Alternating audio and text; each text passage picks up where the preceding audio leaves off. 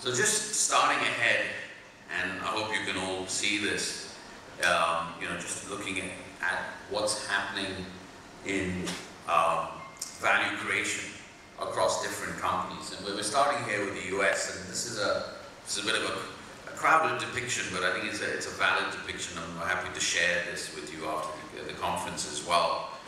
Is how do you define and decode value across the converging technology, media, and telecoms ecosystems? Because it's important to understand that, because it has an impact, very big impact on internet video. So the market cap valuations here are indexed to 100 here. And clearly Netflix and Amazon over the last 5 years, the top two lines are leading in that regard. But both those companies, and obviously Amazon does a lot more than just video, both those companies are fundamentally valued on customer and revenue growth. And it's the valuation of that growth that's really driven valuations for companies like Amazon, Google, and Netflix, that, as this slide depicts, have really grown at around 20 to 30% CAGR in terms of revenues over the past 5 years. But then there's the second metric on the right, shows that revenue has been fueled by debt. 50% CAGR growth in debt at Amazon, and almost 300% CAGR growth in Netflix. Significant growth. Now, what about the legacy media companies? I hate that word, legacy media companies, but what about the traditional companies that we've grown up with? Disney and Comcast. So the ability to generate free cash flow after you pay for all your content, after you looked after all of that, is very important. And that remains strong in companies like Disney, which has grown in their free cash generation almost 15% CAGR over the past 3 years, and Comcast at around 10% CAGR. But both these companies are also, the world has changed. So they're inherently looking globally now. And they're rolling out a combination of D2C, SVOD, authenticated OTT, and AVOD, as you've probably seen the announcements from NBC this week, and obviously doing significant M&A over the past year, which also impacts businesses in India. But two things to note. Investors don't necessarily value Comcast and Disney in the same ways they value, obviously, Netflix and Amazon. And they don't really give them a pass on earnings or value them on growth. Netflix today is losing about $3 billion a year in free cash flow. Comcast and Disney are generating $10 to $12 billion a year in free cash profit. There lies the discrepancy. But of course, Comcast is taking on a lot of debt to fund, the acquisition of Sky. But there are a few key points that I want to share with the audience. Investors increasingly that we've met, particularly who invest in the stock marketplace for OTT and internet video, they really value global pole position in internet video. They all expect now Netflix to actually start generating profits over the next 1 to 2 years. They all expect Amazon, Google, through YouTube and other services, and now of course Facebook, which is not featured here, to feature in the last stages of this global internet video championships, if you like. There's room for a couple more players globally. Disney arguably is pole position in that, Comcast also. But what's different is Disney and Comcast, they can't and they won't spin off OTT businesses to get a separate value on that. It's not going to work like that. They will have to fund and lose money over the next few years on these businesses, particularly Disney with Disney Plus and Hulu, which has grown, as we've seen in the last couple of weeks, and substantially, but is losing money. So that will be incorporated into the overall business. And that will be, and of course, they will be investing in and funding losses for OTT businesses they have in Asia, particularly India, as we've seen with Disney through its acquisition of Star and Hotstar. But some of that, of course, is going to be offset by earnings growth, particularly for Disney and theatrical and parks with all the franchises it has. But really the end game is a strong D2C play globally, particularly with OTT video. as Shrikant mentioned, India is a very attractive market with 10 million paying SVOD customers and a significantly growing online video advertising market. And so a number of these players will also want to have very strong businesses locally. Facebook is already making significant changes to the way they operate in India, with the new team and how it reports directly to the US, Disney as well. And grabbing that consumer and advertising pie in India is very, very important because China is somewhat restricted. So if you like, online video is almost as a geopolitical twist to it, because China closed, a lot of the battleground is shifting to India.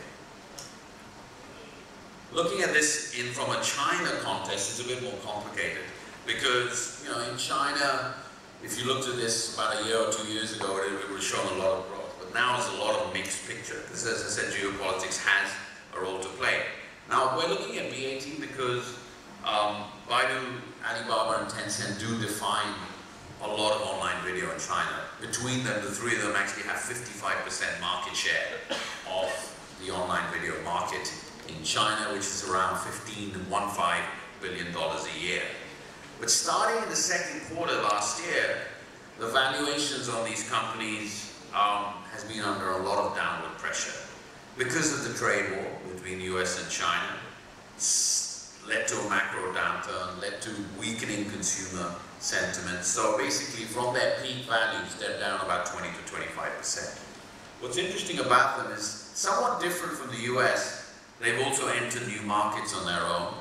India, Southeast Asia, different expansion plans. Obviously you've seen Alibaba with ATM, Tencent with a variety of things. The same thing in Southeast Asia as well. So the expansion plans by Chinese internet giants really rely on the strategic investments they're making in startups and overseas assets. Tencent still has a very strong business, but they started to see some correction and in their valuations, and also a first-time decline in profit because of regulation of games in China. Alibaba has seen slower revenue growth, and Baidu's valuation has also been under pressure. The pure play online video business, and probably the biggest in Asia today in terms of pure play online video, they call it, it's like the Netflix of China, is iQIYI, which IPO'd last year. And iQIYI had a close to $10 billion valuation. It makes around $4 billion in revenues. It's a very strong business, and I'll come to that later. And about 55% of iQIYI's revenues come from advertising, and about 40% come from subscriptions to micro user payments, VIP payments. I mean, their average ARPU is only $2 to $3 a month, and the rest comes from content licensing and so forth. So IPO did very well for iQIYI, but their rising content costs, they spend typically around 75 to 80% of their revenues on content, creating originals, buying up rights from Southeast Asia, historically Korea, some Hollywood. That's been an issue for investors. A lot more competition in the local online video space, particularly in short form in China, and I'll come to that later as well. And now you're seeing the regulation of the online video space. It's always been there in China, but it's starting to grow even more. And so a lot of those uncertainties has led to a dip. And then we come to India, and obviously different ecosystems with the telcos here, and there's no pure play OTT proxy, and to some extent the media companies. So obviously Jio launched, I think in September in 2016, and invested more than $40 billion in the Jio venture, Reliance has anyway, to become arguably the largest distribution platform here for linear and non-linear video. And in that period alone, Reliance added more than $50 billion to its market cap. And I think what people, even outside India, Shrikant mentioned he's talking about Asia, a lot of telcos have been taking note of what Reliance has done, and the level of disruption is so significant even for telecom businesses that I've heard a lot of telecom CEOs have said, Reliance has done in 2 years what most telcos plan to do to 10 to 20 years. So that's the extent of how it's worked on its balance sheets and its capex. And its disruption in that sector has obviously driven online video in terms of the addressable infrastructure for it, but it's also made the business of incumbent telcos, as this slide reflects, tough for Airtel in particular. Video remains probably the best primary use case for data consumption, and in that regards, companies that have pivoted to OTT have gained in terms of partnerships and raising value. Balaji, which dominates at the top here in terms of stock price, the largest TV production company, was the first to realize this opportunity and launched old Balaji. Z, of course, remains a market leader and has had a strong debut in Z5, but it's also the valuations aren't fully reflected here because it's still seen as a traditional media company, and traditional pay TV business economics are coming under pressure, as we've seen with Dish here and Dish and Videocon merger. Investors which really used to give premium valuations to those scale DTH businesses now discount those companies heavily because of competition from both deep-pocketed domestic and global market disruptors. So this basically just gives you a sense of where we're at in the region. United States, Australia, developed Southeast Asia, emerging Southeast Asia. We've broken it up. Emerging Southeast Asia is effectively Indonesia, Thailand, Philippines, Vietnam, Myanmar. Developed is Malaysia, Singapore, and I think we wrapped up Hong Kong into that. And then of course you've got India and China. North Asia is Japan and Korea. So you have, you know, the share of the consumer wallet. Today, say 3 years ago, and today, so 2015 and 2018. So in terms of, you know, the share of the consumer wallet from pay TV and what people pay for online video. Could be day passes, could be SVOD, could be TVOD, it's a combination. So, interesting story, because TV is still such an important, sticky, gluey business in a lot of these emerging markets. India is clearly a case in point. You can see consumer share of the wallet still significant in India for television, very significant. Around 5 to 6% has gone to online video. Might change, as we'll see in the India section, in 4 or 5 years' time, but TV is still very important. The same in emerging Southeast Asia, particularly in Indonesia, which is more and more looking like India in terms of being a very hot online video advertising market. I haven't talked about Southeast Asia later on, so I'll just summarize it here. You know, India is following that same trajectory where local IP owners like MTech and MNC try and monetize their platforms and content and deep, 20, 30,000 of local IP through an OTT platform. The issue is technology, scaling the tech and consumer experience. That's proving quite challenging for a lot of IP owners. Some are raising the red flag in Southeast Asia and just doing deals with YouTube. Some are going on their own and hoping they will get a big investor coming in. And some are going to do it themselves and maybe get the Chinese in at some stage. That seems certainly the mantra in emerging Southeast Asia. In North Asia, in Japan, still strong on television, but obviously OTT's grown there, particularly with the success of Amazon and Hulu Japan in particular. In Korea, a lot of OTT consumption is actually through the set-top box historically, because the telco players have tried to control the household. So what they've done is they've launched IPTV services, and through set-top boxes you get what you would call transaction VOD services. And then you look at the US, where you can see a bigger and bigger share is going to internet video. There's a lot going into in the US, in the distribution landscape, which I'll talk about later, because you have these virtual operators. So operators that have come up like YouTube TV, Sling, Sony View, various others, even Hulu's doing it now, which are distributing live television channels and OTT services. In the US it's interesting, live television, news and sports still has a very, very strong place in terms of internet distribution. For a couple of OTT platforms, they account for 75 to 80% of actual consumption. And then the rest could be different things. Amazon, for instance, has a good OTT service, but it also does very well by integrating OTT services from Showtime and from HBO. So it's different things. Obviously Netflix is in that black bar that comes in Netflix, putting a lot of money into originals. Hulu as well now, increasingly so. And Hulu is also monetizing through advertising, and so you're seeing various different things. On advertising, again, TV is still strong in some of these markets. Advertising but it is growing. It's unfair to look at digital just as online video advertising. You know, the digital advertising, search and display is so massive in places like US and China. Video is just an adjunct to it. But the key thing is look at China, you know, 3 years ago, and look at the share now going there.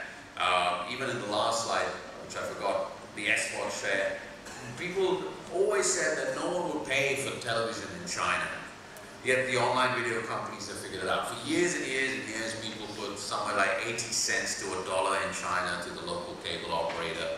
No billing, no subscriber management. There's a big dream of going digital. It's happened. China is digital.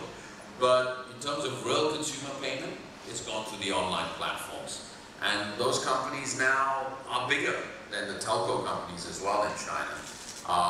And they've managed to really carve out their payment infrastructure very well because they own payment businesses in China. And I'll talk about that later as well. So in terms of the scalability today, just now and over the next 5 years, you can see the different scale in markets. And you know, in US today, at the top is a $40 billion online video market. It could grow to $60 to $65 billion over the next 5 years. Advertising, as you can see, is a big chunk. Subscription is also a significant chunk, but advertising is an increasing chunk. Same thing in Australia. Advertising is very, very important there. YouTube dominates today. You're seeing some of the broadcasters like 9 and 7 with broadcast ad-supported OTT platforms gaining share. Quite a big market in Australia, around $1.5 billion, $2 billion today, going to $4.5 billion. China is the second biggest market today, close to $20 billion, going to around 30, 35. As you can see, advertising is an increasingly important part. Subscription also strong. India, you know, we're forecasting, I think it's about $700, $800 million at the end of last year, going to around $2.5 billion. And subscription will gain some incremental share, but the vast majority will come from advertising. Indonesia, very subscale. You know, largely, as you can see, advertising, but still nowhere near, you know, the scale of the other markets. Japan, $5 billion in 5 years' time, again skewing towards advertising. And I say all of it, you know, I keep on amplifying the advertising point. It's not that subscription is important, but going D2C and getting customers to pay you, typically what we're seeing belongs to 1, 2, 3 platforms at the max. Where it can get bigger, of course, is part of an aggregator type ecosystem, but that's yet to develop in a lot of markets. So if you look at online video subscription today, or at the end of last year, this sort of proves the point, where typically 3 platforms dominate most markets. You can see that case in India, in China, which is a $5 billion market at the end of last year, in Australia, which is effectively Netflix and Stan, and one other. So typically 2 to 3, and we don't see that substantially changing in the medium term. Online video advertising, right now the global platforms have got a local chunk. India is the one country where, you know, the big content providers like Z and Star have taken their content off YouTube and done a lot online and have wrested back some of that share that has gone to companies like YouTube and Facebook video. It's yet to begin in a lot of markets. In Korea, it did begin because 4 or 5 years ago, all the local Korean providers took their content away from that and set up a joint venture with a telco to monetize online. But YouTube and Facebook is still very significant in that market. And you know, they have a lot of IP relationships and partnerships. They have very good ad tech and programmatic technology. And they've been able to grow share in those markets as well. Now, in terms of content spend, it's an interesting story. On the left-hand side, we're looking at, you know, what is the content engine? Because, you know, that's a big thing we look at. the company is we say, you know, where in the world are people investing in scalable domestic content creation? Right? It's very, very important. And China is enormous. You know, it's close to $30 billion a year. Most of it historically has come from television, but as you can see, online video is now hugely significant. And I think in China, it's basically a 50% share. That's gone to China. And incrementally, it's the majority of share. You can see in the other markets, not as much in terms of content creation. Japan is obviously quite significant. Korea's coming up there along with India around the $4 to $5 billion range, but largely TV-centric. The interesting thing to note is that in the last 3 years, so between 15 and 18 in terms of incremental, obviously China dominates in terms of all coming to online video because the TV companies have had a tough time there. But in a lot of other markets, particularly in India and Indonesia, Japan and Korea, it's typically 10 to 15% has gone to online. Over the next 3 to 4 years, it'll probably be 25, 30, 35, 40% going to online, but TV still remains strong. In Australia, TV is still spending some money, but largely on sports, on live sports rights. A lot of other content spend has actually reduced. Sports media rights comes to the next part. We didn't look at China in this. It's about a $5 billion on the valuation for all the rights properties last year.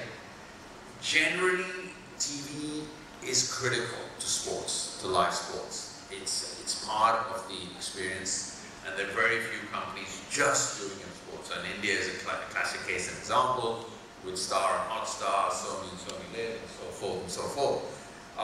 Same thing in Australia with Foxtel and their new OTT service called Hayo Sports and so forth. But there are certain companies that are just investing in online sports rights and changing the game. Japan is an obvious example with DAZN, which is now global. It's just an OTT service for sports lovers. And they've managed to disrupt the rights atmosphere there. And the other one, obviously, is Facebook, which has invested in around $300 million in buying English Premier League rights in Vietnam and Thailand and Laos and Cambodia, and trying to monetize that. So even sports IP owners and leagues, they all have to make money, of course, but they're looking at new buys on the sports side and how to monetize that. But what's interesting from a consumer experience is that television, in a lot of instances, not India so much, but has given a very, very strong, reliable reach still to sports league owners. There's been a lot of issues with the broadcast of live sports on OTT because of infrastructure in places like Australia, for instance. So how does the world stack up in terms of, the big platforms and how they look today across the region? So clearly, YouTube is just a massive engine. You can't look at stuff without YouTube. It's always interesting to hear Netflix spend a lot of their conference calls talking about YouTube and the consumption there and the monetization there. And it's quite significant. Our YouTube revenues are based on overall spend. So there's some obviously that are there for content creators and content partnerships in that amount. And this is just Asia Pacific, close to coming up to around $5 billion, $4.5 billion in 19. Then you've got the big Chinese players, the dominate. It's a bit unfair to put them in there because no one else is competing in China, right? YouTube, Netflix, and others aren't in China. But they are obviously scaling at a very significant space as part of their overall larger businesses. You've got Netflix that is gained a lot of, probably half of that revenue, more than half of that revenue, to be fair, is coming out of Australia and New Zealand. And the journey just started in a lot of other markets. They're gaining some traction in India and some traction in markets like Philippines and Thailand and Southeast Asia as well. And then you've got Hotstar in India, local platform, Hulu Japan, and Stan, which is a local platform in Australia. So it's still early days, but that's how the sort of rankings look today. Now, it's still an expensive proposition. And, we had a lively debate in our office on how do you look at where Netflix goes, So you've got the top line, which is their total content obligations, i.e. what they spend in cash and also what they have in balance sheets. And that's just That's enormous. It's more than $20 billion. And then you've got their cash costs, which again is going up. And it's a different analogy. And then in between them, that red line is their revenues. But you can see at some point the thesis is that revenues and content costs bisect, and free cash flow gets better. So, I mean, the general investor belief in Netflix is that, they're proving sticky, and they're proving very sticky. And one account of that, or one sort of KPI across that, is the fact that they've been able to raise prices, predominantly in the US, by a significant degree more recently, obviously, as we've seen this week, but also in the last 3 years, and there hasn't been churn. And that, for investors, shows that there's glue. And that, for investors, also shows that they have pricing power. And so you might see that yellow line going into positive territory around 21 and 22. Looking at the others, in terms of Southeast Asia, these pan-regional platforms, you can see the losses are stacking up. Content costs are high. Together, they probably account for about $100 million in terms of revenues, but then their profitability is significant in terms of in the red. Together, I think so can view. They're spending quite a bit on content. They probably need scale in Indonesia, or they probably need a strategic player to buy them at some point. But it's a challenging business in terms of how much money you can do it. Netflix can obviously amortize a lot of their costs over a global base. These guys are restricted to a few markets in this region. The telco ecosystem. The telcos are important to look at. They also have a lot of challenges in their businesses. I'm not just talking about India, I'm talking about other parts of the world as they move away from legacy voice and SMS and embrace this new ecosystem. Music, very important. Gaming, very important, particularly in Southeast Asia. Video, very important. So, on the right-hand side, we've summarized some of the things that have happened in Southeast Asia. You've got AIS Play, which is Thailand's largest telco, which is aggregating video services, much in the way that Jio and Airtel are doing. True also, and they're also doing a lot of esports and so forth, because they believe that is the future business as they aggregate and move into content. They're not moving as aggressively, it has to be said, into content as Jio. They're not doing necessarily what AT&T is doing, which is buying a media company. Some people say it's good or bad. Certainly in the AT&T case, we'll see what happens. And then you've got obviously Jio, which, just to all intents and purposes, had this free blitzkrieg with lifetime voice and data, and it looks like, they gained around 100 million customers or subs within 170 days of the launch. They went pay in July, didn't substantially hinder that growth, and then they crossed around 250 million subs in September 2018. And, it's expected to maintain that growth momentum, in our opinion, and we expect it to cross 420 million users by the end of 2023. So that's a big base. And that growth was really followed by an increase in investments in the video ecosystem, partnering with OTT platforms for premium content such as IPL, then equity investments in television and movie production studios, and then of course Jio TV, Jio Cinema, which have proved popular, and then sub-brands in the future, like Jio Cricket and Jio Originals as well. So, the future is fixed broadband. I talked about Korea, I talked about Japan, also the US. Don't discount. Obviously, we're living in an age where we're moved from household to individual users with the growth of mobile, but that spend from the household is still important. So, a Jio-scaled this fixed broadband business, acquiring cable companies, that is also an interesting jumpstart for different types of services. So let's look at the case studies. Let's start with, I thought we were going to start with China, but I'm surprised. We'll look at the US first, which is a little bit more boring.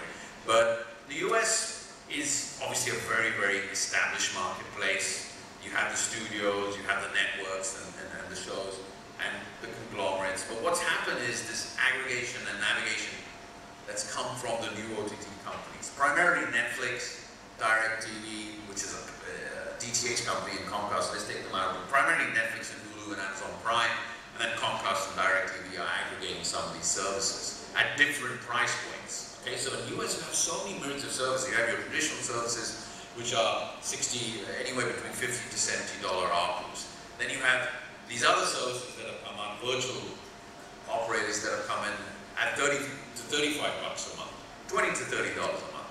And then you have Netflix, which is around anywhere between $10 to $15 to $18 a month.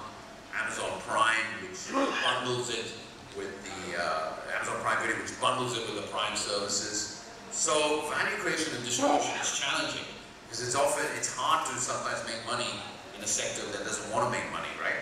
For different reasons. But that physical layer and that physical transport is very, very important for distribution companies in particular, Comcast, AT&T, and Verizon and Dish and Charter, because that's how they're going to make money, by broadly retailing a lot of different services and aggregating all these OTT services. And that's important because you look at this and you're lost, right? I mean, this is what's happened. I mean, they used to say in the 90s, 1,000 channels. Now look at, we've only summarized, I would say 60–70% of it. All these different OTT services. You've got the big three, Disney Life coming soon, Disney Plus coming soon as well, ESPN as well there with their OTT services. Then you've got the virtual MPVD services that I'm talking about, okay? On the left, including Hulu, Sling, YouTube TV, so forth. Then you've got a myriad of SVOD, TVOD services. TV Everywhere services, which are paying to operate, ad-supported services, aggregators, streaming game consoles, and then new services coming in. So how that shapes out and the power of aggregating that services is going to be very important. As a result of OTT and as a result of virtual operators, consumer spending on video isn't declining in the US, it's actually going down. Yes, there is shifting of the wallet, but because of the cable companies and telco companies have broadband, still retaining a share of the pie, but you can see OTT and virtual MPVD is actually growing that pie, and it's grown by around 4% CAGR over the last few years.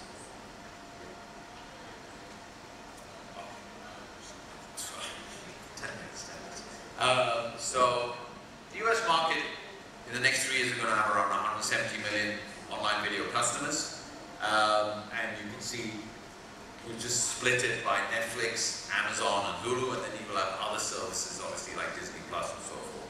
I'll just breeze through China and quickly and talk about it a little bit more so you see what's happening. In China, the business model is largely focused on building scale around an ecosystem to supplement video, because video loses money. On a pure play supply, the BAT companies are losing $1 billion to $2 billion on video, standalone. But they have different verticals: entertainment, e-commerce, social, games, O2O. And that drives a lot of user engagement across different things. And it also drives stickiness, and advertisers obviously gravitate towards platforms that have a lot of traffic. So if we can look at the background and ecosystem, they're all very different. Let's look at iQIYI first, which is on the left, which is pure play. And unlike Alibaba and Tencent, iQIYI is the one business in social media that's kind of exists separately. It's under Baidu, but it exists separately from the parent company. Alibaba owns a company called Vivek Couto, Tencent, which is on the right, far right, and then there's Tencent Video, which comes under Tencent. So iQIYI is really focused as a content company. It's investing a lot in originals. It enjoys creative independence, and as I said, it spends 80% of their revenues on content. They're seeing more of a branded subscription type Netflix service, though they also monetize on advertising. Netflix uses their big social and gaming user base to really translate into paid subscribers for OTT. So what they do is they take one IP, one piece of content, and use it across different forms of products: games, comics, animation, music, merchandising, drama, and movies. It has a lot of strong upstream IP assets, and they have companies like China Literature, Tencent Animation Comics that do a lot of this stuff, and they invest a lot in original production. Vivek Couto has a slightly weaker IP content pipeline, but it's more user-generated content, and it has a lot of popular content around that stuff.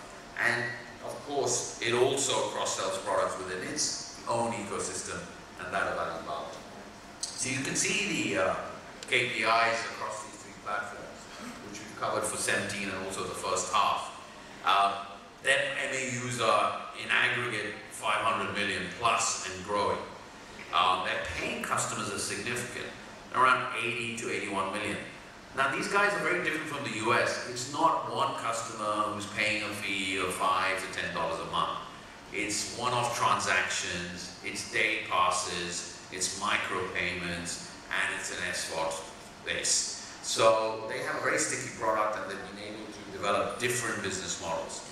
But that revenue model from subscription is continuing to increase. And as I said, 70 to 80%, as you see on the right-hand side, bottom of that revenue goes on content. As you see here, the short-form video usage is driving growth in China. It's becoming very, very popular. The amount of user time spent on short-form is becoming popular. ByteDance has started to take the lead in short-form content with a lot of its news aggregation apps and content apps and entertainment apps. And there are also a lot of other short-form apps in China, not just from ByteDance, but also some from BAT. The other thing that China tries to promote, and it's their own message, and how you subscribe to it, and whether you believe it or not is really up to you, is how you leverage on data analytics and AI to drive monetization and to drive content creation. So platforms such as iQIYI and Youku, as this shows, collect a lot of user data to understand consumption patterns. They apply algorithms, machine learning to generate a lot of personalized recommendations. They also create shows on the back of it. And by gaining that relevant content to the user, they also encourage higher engagement, longer time spent. So it drives around that. And there's a lot of things they've done differently in terms of allowing AI to detect facial emotions, actors, actresses, in-scene product placements, and that allows advertisers to place very, very targeted in-video contextual advertising. On to India, very quickly. The India market stands out a little bit because in APAC, say at the end of 2017, the online video market in Asia Pacific was around $16 billion, 1/6. It's expected to grow over the next 5 years at 18% to become around a $50 billion opportunity, 30 to 32 billion from advertising, 18 from subscription. But if you look at India in context to that overall APAC market, its share is only 5%. But if you strip out China, because of the complexity, because of the regulation, then India is accounting for close to 20% share today, over the next 5 years. Now, in revenue terms, India's online video market in 2018 was around $750 million, remains heavily skewed in favor of AVOD, and that AVOD segment alone, we estimate, is going to grow at around 30% over the next 5 years to be around $1.6 billion by 23. The subscription segment has started to open up slowly and is going to add around $800 million. So the total pie will be about 2.4, 2.5 billion over the next 5 years. In terms of the investment, as the online video content grows, clearly content spends are going to benefit. We've had a lot of tariff regulations on linear pay TV, so that marks a shift from content push to content pull. And a lot of the spend, it has been skewed and will continue to be skewed towards sports and movies. There's a lot of big, deep-pocketed players coming in the video segment that has really compelled a lot of the domestic players to increase their spend in original content, as Z5 and Hotstar has done so in the last few months. We expect content investments in India to increase from $3.7 billion to $7.2 billion over the next 5 years. Linear TV spends will grow, but the share of spends on online video will more than double from $300 million currently in terms of run rate spend to $1.3, $1.4 billion over the next 5 years. Clearly the headline trend is going to be led by Netflix and Amazon. spending around about $150 to $200 million on local content and original today. A lot of these investments are apportioned to a much, and amortized to a much larger global subscriber base than incumbent domestics can offer. And the market has tended to favor quality over quantity, but as the market gets cluttered, content investments will need to be backed by higher marketing budgets to drive better discoverability. Telcos are an important part of the video distribution for online, and they've been a big enabler of growing the online video ecosystem in India. They've offered reach to foster the growth of AVOD, billing integration for SVOD, and we've also seen the emergence of virtual operators and super aggregators like JioPlay and Airtel Wing and so forth. So that's allowed a win-win arrangement for broadcasters to establish their D2C platforms, driving data consumption and revenue going forward. As we highlighted earlier, Jio is established as the largest player for linear and non-linear video distribution, with access to around 25 million paid television homes, mobile broadband reach of 250 million subs, and so as consolidation happens, Jio is also going to get more and more into the home. And then after the mobility disruption, Jio is in a fairly decent position because the cable acquisitions are a major step towards expanding their last mile to the home, and as they acquire more MSOs, they could take their universe to 30 to 40 million homes to deliver fiber to the home in India. At the same time, you're seeing a lot of telco and ISP incumbents dialing up fixed broadband services and into the fixed line business. You're also seeing the Airtel fiber to the home broadband initiative going forward, and also on Vodafone. And then the last couple of things, just on the distribution segment, you're seeing Amazon as well driving the dongle segment. More hybrid set-top boxes that cater to online video to hit the market. I think at the end of last year, we only had 2 million connected set-top boxes and dongles in India. But as the Fire TV stick currently garners 60% of a share of new ads, you're going to see a lot of new hybrid TV solutions rolled out at subsidized prices, leading to more mainstream adoption, particularly in urban areas. And you'll see more and more going forward on that front. This is our forecast, going up to 10 to 12 million devices over the next 5 years. So with that, I end, and hope we can spark some more discussion. I'm happy to take your questions later on today. Thank you very much.